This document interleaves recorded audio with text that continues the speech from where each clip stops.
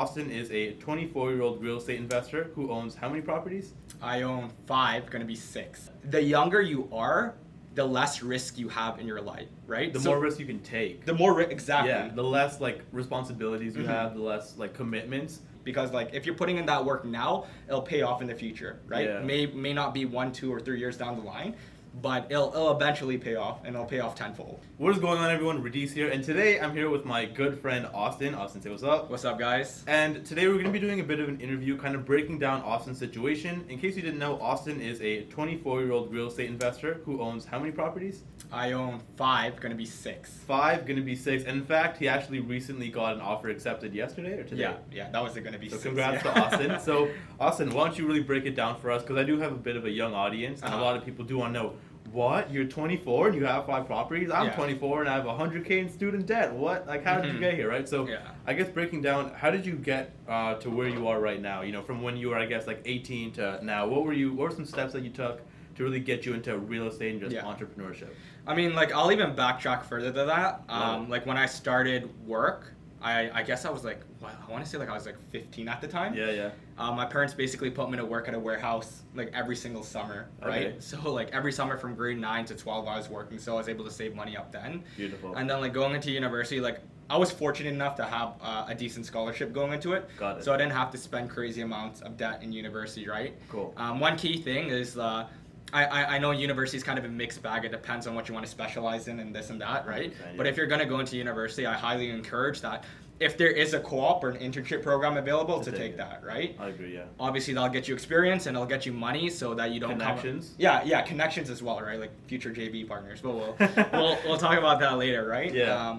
But it'll get you connections. It'll get you money, so you don't have to graduate university with a shit ton of debt. Of course. And I was fortunate enough to work 16 months of internship, scholarship money, saved a lot of money prior to that. Wow. So then when I graduated university, I was pretty much able to pay out all my debt, and started my full-time job, and didn't particularly like what I was doing. Yeah. Like I worked a bunch of jobs. I didn't like any of it. Right. So every job got better and better. You know what I mean? That's But good. At the end of the day, just none of it clicked with me. Like, you know, like traveling back and forth, commuting or during rush hour. Yeah, you dealing didn't like with that. No, the politics of corporate life. Right. It was too much for me to handle. So Yeah. then I decided like I got to do something about this. Gotcha. If and I know you promote this a lot, but if I worked until I was 65, like I don't know if I don't know if I could do that. Yeah, right? yeah. Like I would Especially not. at a high corporate level as well. Exactly, right? It's just way too much stress, and like vacation days are limited and all that. I want to live life on my own means. 100%. One on YouTube found, I think it was Matt Bichet, Matt McKeever, Mike Rosehart channel, and just started binge watching all of that. Right. Researching, and then I pretty much put my life savings down on my first property. Okay. Borrowed money from my girlfriend, borrowed money from my parents because I couldn't afford it, right? OPM, leverage. Yeah, it was OPM, but like I had no choice. I Yeah. had no money, so I had to borrow from a bunch of different people. Okay. So everything was on the line, and I made a shit ton of mistakes on my first property. So what type of property even was it? Was it like a student rental? Was it just like a random property? Like how did you go about that? Because it takes a lot of balls to even get your first property. Like a lot of people are like, "Ooh, I don't want to do it," but it sounds like you were just like, "All right, you give me money, I'm buying a property." So how did that happen? Like what type of property was it? Honestly, I'd love to give you like it was well calculated and thought out, but it really wasn't. Okay. I kind of just pulled the trigger very quickly. So I did a month of real estate, and I was like, this seems easy. Like, let me do this. Yeah. Did every mistake you can make. So I worked with the first agent I ever met, like just first agent. I was like, okay, like you're a good agent. Let's go, right? Yeah. She pressured me to basically buy a property. Oh no. Yeah, it was terrible. Walked through that property and saw that like, oh, this looks like about 10K in renos, but like who am I to say how much it costs in renovations, right? Like I don't know. I didn't know how to swing a hammer, but I was like, okay, 10K in renos. Yeah, sure. And then after that second time around, I was like, holy shit, like this is much more than I thought it'd be. 10K, yeah. I got screwed over by my contractor. Didn't know how to manage contractors, right? So I got screwed over by him. And it was just like a shit show for the first property. Damn. So I bought a single family home. I know you were asking a bit earlier. In Windsor? Yeah, in Windsor. So Okay. yeah, it's important to mention I invested in Windsor because I didn't have a lot of money to start off with. So like jumped in that market. Cool. And it was I could only afford a single family at that time. So whatever I had, like I put everything in. Yeah. So made a lot of mistakes, and I could have gave up then and there. Yeah. Right. But luckily the market appreciated a bit, so I was able to refi some of the money out. not all of my money out, but I could have called it quits because it was a disaster of a first property. But I realized that, like, you know what, I'm gonna take this as a learning experience. Yeah. And decided to invest in another property after that. But Okay. So today, here you are, Austin, at 5 properties. 5 properties. 24 years old. Yeah. Which, by the way, is impressive and very young. I know I you think appreciate that that. like we're young and I'm Yeah. young, but again, that is still very young and impressive. So, what's one piece of advice you would give to someone who is about in the 22 to 24 range, even 26, even like 18? What's one piece of advice you would give to them that you wish that you knew beforehand? Networking, Ooh, yeah. right? A lot of people who want to get into real estate think they can do everything themselves. Yes. Right? Yeah. Being You're a lone wolf. Exactly. That's We the know about that mentality. story. Yeah, Yeah. I was in that mentality as well when I got my first property, right? I was like a lone wolf. I can do this myself. I don't need to talk to other people. Like, if I was to stick with that mentality, I think I would have only had that one property. Because all of the other properties I got was through networking, off-market deals, this and that stuff. Yeah. I would say to go out, and even if you feel like you have nothing to offer, right? People in the real estate community are so willing to lend. They're so helpful. Yeah, exactly, right? Yeah, like yeah. you slide in someone's DM and they shoot you a message Yeah, back. it's either that or they just leave you on red and they tell you like shut up. Like it Yeah. doesn't matter what Yeah. they say. The point of it is to actually do. Go out and try. Instead of exactly. Yeah. More doing, less like talking about whatever. Right? Exactly. 100%. So Austin, what's next for you, man? Like 5 properties, 24-year-old. I know you're really into traveling. Which, by the way, if they want to see your traveling, where can they see it? Follow me on Instagram There you at go. AustinYeh6, AUSTINYEH6. Exactly, and he'll be tagged, or I'll put a link wherever this goes on. And so, what's next for you, man? It sounds like you have a very long journey ahead of you, very interesting one. What's next? I kind of broke my, I guess, goals down into 5, 10, 15 years. Gotcha. In terms of my 5-year goal is to acquire 25 properties, so I'll be about 28, 29 by then. Yep. So I'd want 25 properties, not doors. Yeah. And essentially get about like 70, 80K in passive income, like net after all of the expenses and stuff. Yep. And primarily going to do that through JV partners.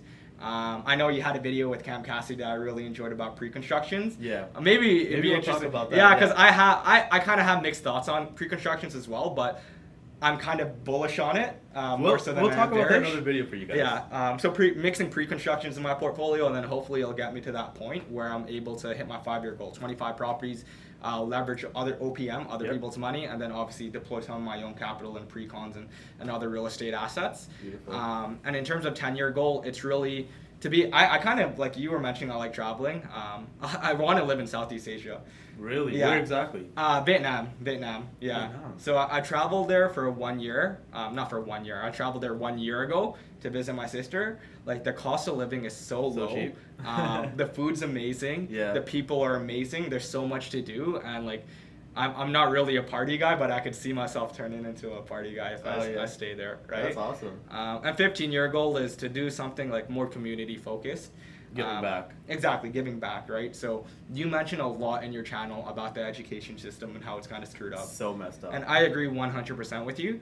I want to preach that you don't necessarily have to go to corporate, right? If that's not your cup of tea, there are other ways to basically get your money, right? To build wealth, to make a fun living or a living to that... just live your life. Like, you Exactly. don't have to make 80 grand a year to No, be you don't. happy and live a fulfilling life. Yeah, exactly. I think there was a stat actually that said after you make 70 grand a year, your happiness is very marginal, like extraordinarily marginal, right? That's so crazy. like put that into perspective. If you're making over 70 grand, 140 grand is not going to make you any more happier than 70 grand. Maybe marginally, but it's not going to make a significant difference. But yeah, that's kind of my next steps right now is just, for now, is just get that JV capital. So, and then I'll progress into those goals as the years go on. Gotcha. So Austin, again, like I mentioned, I have a lot of young hustlers, a lot of young entrepreneurs, but a lot of them are kind of scared or they think that they're too young. What do you have to say to that? Because obviously, man, 24, like I said, it's very young. You're crushing it. What would you say to them?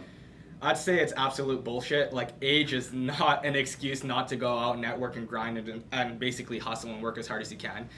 There's like the time value of money. Like, it's the concept where basically if you put your money into, let's not say a savings account. Let's say you put your money in an ETF, like an index fund, right? And it'll accumulate 7% returns every single year, right? The earlier you invest, the larger that lump sum of money is going to be when you pull out. Compound interest, right? Time value of money.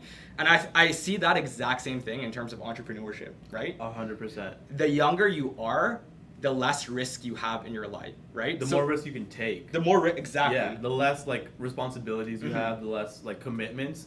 Like I feel like when people say, "Oh, I'm too young," like, no, you're not. Like you can literally spend the next 10 years of your life doing nothing, and then still be able to do a med degree, and then still go into something else. Exactly. Like it's insane how people value. Like they're like, "Oh, like."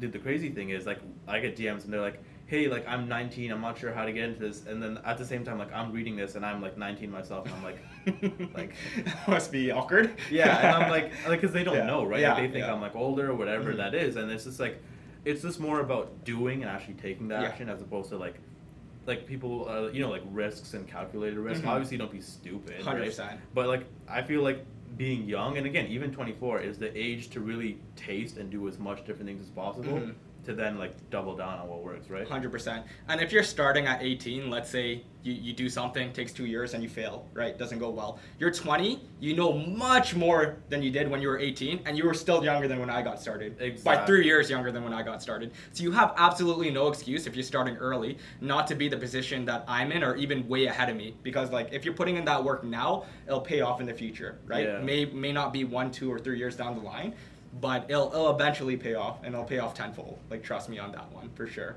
I agree. Yeah. Austin, man, thank you so much for doing this interview. Guys, I know there's a lot of value in this video, so go back, rewatch it, and let us know what you think. Leave some comments. Make sure you guys go check out Austin. He has some dope content as well. If you enjoyed, leave a like, leave a comment down below, subscribe, all that follow, good stuff, everything, do it, and I'll see you in the next one. Awesome. See you guys.